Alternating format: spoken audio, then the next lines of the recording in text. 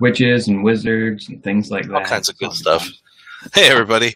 Welcome to just another Zenescope Monday. I know we've taken a couple weeks off, but we're back to talk about 3 weeks worth of Zenescope books. And as always, I'm Aaron Clutter, editor-in-chief of Comic Booked. And with me over there and the other... Hey, everybody. I'm Justin Paget, the managing editor over at Comic Book.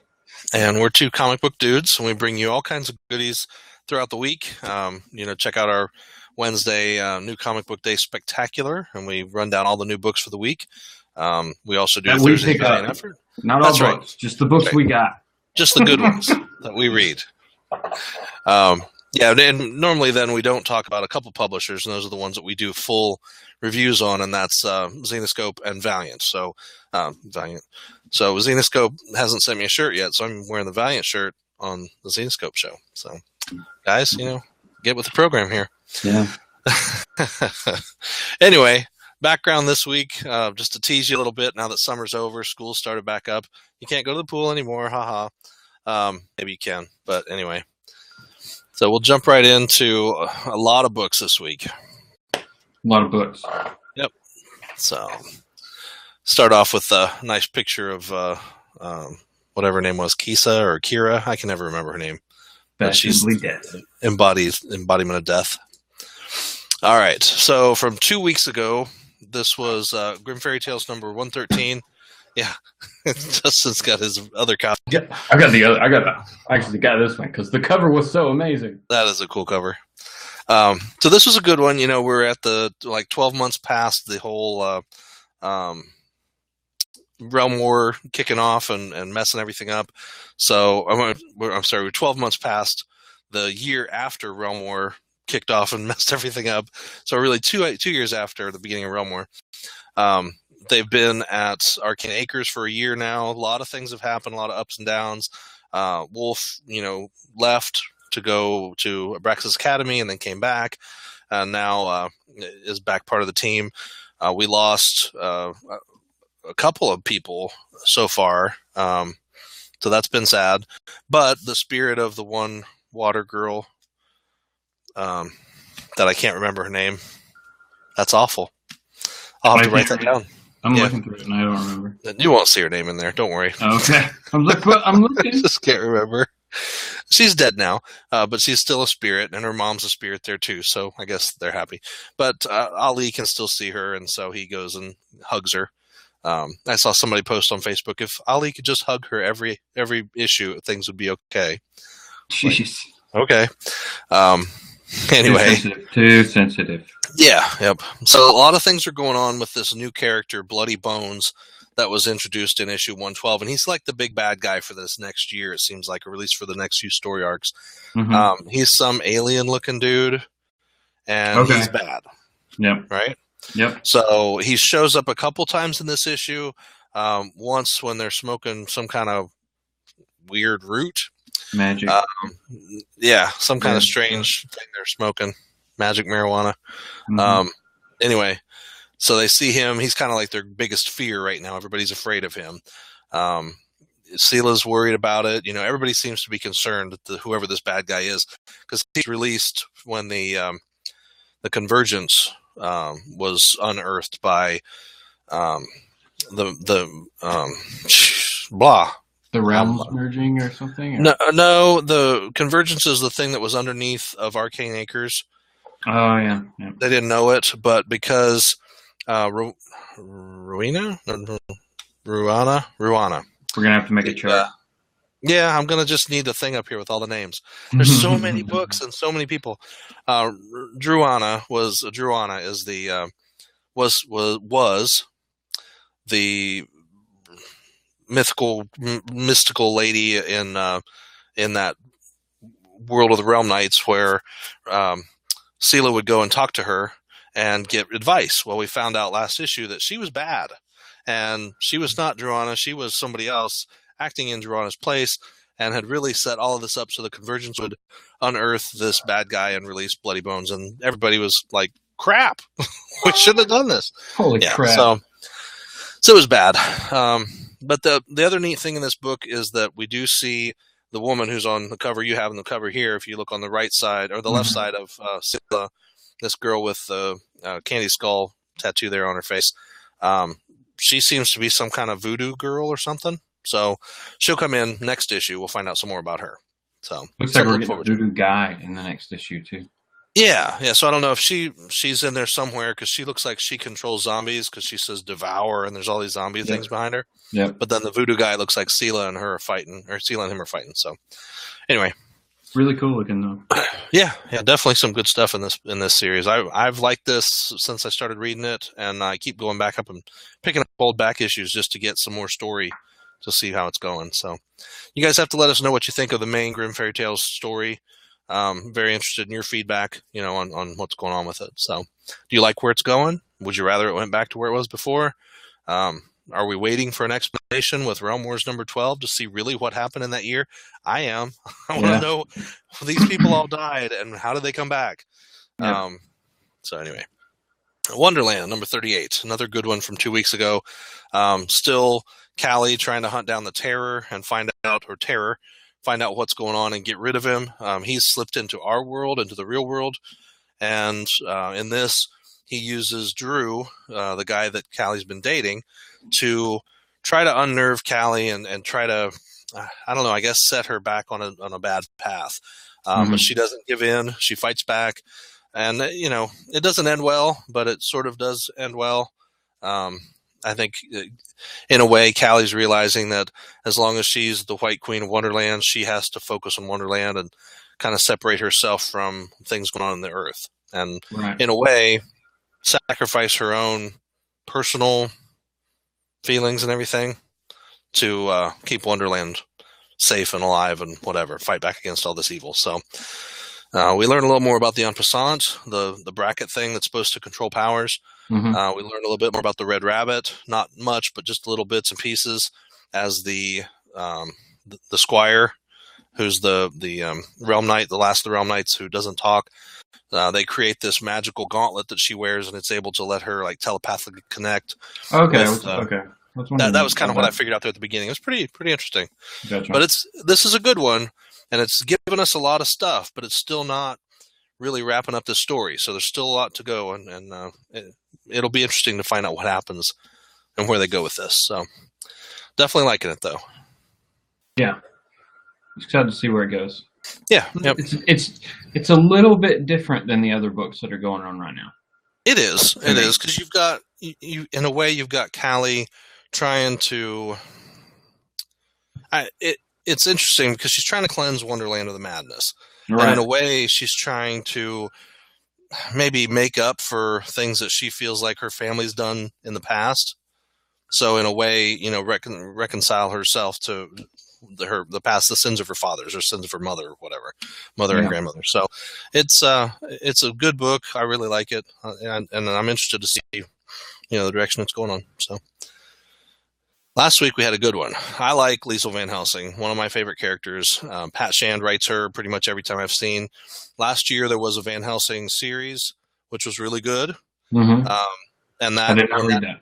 Yeah, no, that ended with her confronting Dracula, realizing she couldn't beat him just kind of teasing her along all the way, and in the end, making her show down against her father, who had been turned into a vampire and starved for 2 years. Right. And so when she fought him, she had to kill him. And so that was kind of Dracula's, my ultimate victory. I made you kill your father. We kind of get a flashback to that in this issue, right? Okay. Yep. So she's definitely on the, I want to kill Dracula in whatever way possible. So this book, it reintroduces Mina and Harker, the two characters that we met in that first series. And, it's parallel to the Dracula novel from Bram Stoker. Van Helsing, of course, being the vampire hunter, and Jonathan Harker being the guy who goes to Dracula and becomes kind of his prisoner, and then Mina, who goes to save him and is kind of embroiled in that whole thing. Anyway, if you haven't read it, then I don't know where you've lived for the last hour. Or if you haven't seen the movie, I mean, come on. It's all over, really. Yeah, I understand it. Go watch That's right. It's a good one. Yeah. That's right. But yeah, this one brings us into another chapter of the story, and really it kind of feels like the last chapter. Maybe, the way the stories from Zenescope kind of run in threes, so this seems like the third chapter to this whole thing. The first chapter where Liesel was released from the hell world that she was in. I can't remember if they called it the Shadowlands or whatever it was, but she was trapped there for a long time, and she was released. That last series where she was kind of introduced to, hey, this is the 2000s and whatever, and I have to figure out how to live in this world. And now this one, she's dating Hades, which is kind of interesting. You have a 200-year-old vampire hunter and the immortal god of death. In the underworld. So they're dating each other. We're not going to spoil this. Well, I guess we can spoil this one because it was last week. But Hades definitely has some kind of deal going on with Dracula, which is very interesting. So you have to wonder, is he dating her because Dracula wants him to keep an eye on her and keep her under control? Or is he really dating her because he seriously, loves her or whatever? I don't know. The gods, yeah. Everything we've seen about the gods up to now, they're very selfish, very self-centered, very self-preserving. So there's got to be something going on between him and Dracula. Maybe Dracula is a god as well, and there's just some, I don't know. We'll find out though, because definitely Van Helsing's being drawn back into Dracula's web to come back up against him again. So we'll see what happens. But I'm interested. I'm excited about this series. It looks really good. Yeah, the art's great. Yeah, for sure. And I love the cover. This cover was pretty cool. Mm-hmm. So then we'll look at this week's books. We've got 3 books to look at this week. Oz, Reign of the Witch Queen, number 4 out of 6. So this is kind of the issue that should start us down into a dark place. Super cool cover here. Yeah. Oh, yeah, I really like this one. But this is our battle between Dorothy and the Warlord, and we got a war on 2 fronts in a way. You got the Felgrau, who have infiltrated Abraxas Academy, making it look like they wanted to join Zamora, and they end up fighting against her. And she's like, "You'll never defeat me." She says, "That's okay. As long as we're fighting you, Warlord's on his own." And she's like, Warlord can handle himself. Well, we'll see, because Dorothy and Adraste have a plan to use these stones to capture Warlord and suck his power out, and then basically imprison him there at the stone. So we'll see. You'll have to read this book to find out what happens there, but it's got kind of a good ending and a bad ending, and I think the bad ending really outweighs the good part of this ending. So you'll have to see, but definitely a lot of stuff happening next issue. Issue 4 is really worth picking up. This will be the final chapter of the Oz series again, as they do the 3 parts, just like Star Wars. Everything's a trilogy. That's right. So this is a good one. Definitely worth picking up. Cool. Very cool. So the last 2 are new series, Aliens versus Zombies, which, what did you think about the first book? Let's talk about that now that we can kind of talk about the whole thing. Yeah, well, opening up, it's a different take on zombies and things like that we've seen before. Maybe a different way that it started. And then we have these aliens who are like, they've detected it and they're like, well, we can go fix this. We can help these people out and stop, save their planet before it's destroyed, basically. It reminds me of like the armor hunters from Valiant, though, in a way. They're coming to Earth to eradicate the virus and stop it from spreading. And we get in this book, we get a little bit of background on the captain and how her society was impacted by the virus. She's definitely got a grudge against this thing. Yeah, because personal reasons. Yeah. So it's very interesting. This it doesn't introduce, but it kind of brings together the 2 teams that we've seen in this episode or this book so far. The human gang of people who were doing some kind of heist for diamonds or whatever, and then the aliens. So now they're sort of teaming up, and scary stuff coming up. I don't know. It's a pretty fun book. It's different. It takes you away from the basic Grimm Fairy Tales stuff, but it's still a lot of fun. Yeah, it's a good twist if you're a Zenescope fan. This one is just giving you an opportunity to read something that's outside of the continuity that's going on in their other books, and just kind of have Yep. fun with the story. So, And it's really the only book I think that's got aliens in it. So I don't think there's been really any aliens in the other series. Most of them are more mystical. right, everything's magic. Yeah, everything's magic. Everything's about the realms, and this has got so it's obviously outside of normal continuity because it's zombies and they're all these people becoming zombies, and we don't have that in the Grimm Fairy Tales world, but it's still pretty cool. So Yep. it's good. And so getting back into the Grimm Fairy Tales universe, that's where Coven comes along. Coven #1 reintroduced Baba Yaga, brought her back, which she was dead, like deader than dead. So I'm interested in finding out how she came back to life, but who knows? Maybe she was brought back by another witch, just like another witch that comes back to life in this book. The Covenant are these bad guys. What did she call them? Ku Klux Klan guys or something. But Pretty they much. burn witches. That's their whole goal in life. But they're also looking for this chosen one, this certain witch with a certain mark. And they believe they have that with this girl, Alanis? No, shoot. That's so awful. I was thinking Alanis Morissette like the whole time. That's so bad. Avril? Avril Lavigne. There we go. Yeah, Avril. So one of those A girls. So Avril Williams is this witch who was with her coven at the beginning of the first issue, and a hunter from the Covenant guys shows up and the new Crusaders. Right, the new Crusaders. Yep. Who actually, their uniforms and stuff look really cool. I mean, they are like, Knights of the Crusade back in the day with the crosses and everything, but just the way they're set up, I like them. It reminds me of Assassin's Creed kind of thing. Yeah. But it's cool. So it's interesting. I mean, this is another 5-issue miniseries, I believe. So it's something new. It's something different. It brings back Baba Yaga, introduces us to some other characters. The Archaea Covenant, who's a group of like elemental creatures. Mm-hmm. And they're really, a lot of these characters are introduced and you're going, who the heck is this person? It's probably somewhere in the backstory of the last 10 years of comics. But for those of us who are new to some of these books, it's like, oh, okay, this is cool, but who are they? Right, but I think that's a good thing, especially with this Coven book. They give you a little bit of background, but it's not so much that you can't follow the story or anything like that without knowing who some of these characters are. So it's actually a good jumping on point. So don't be afraid of any Zenescope books. Pick them up and start reading. You'll be fine.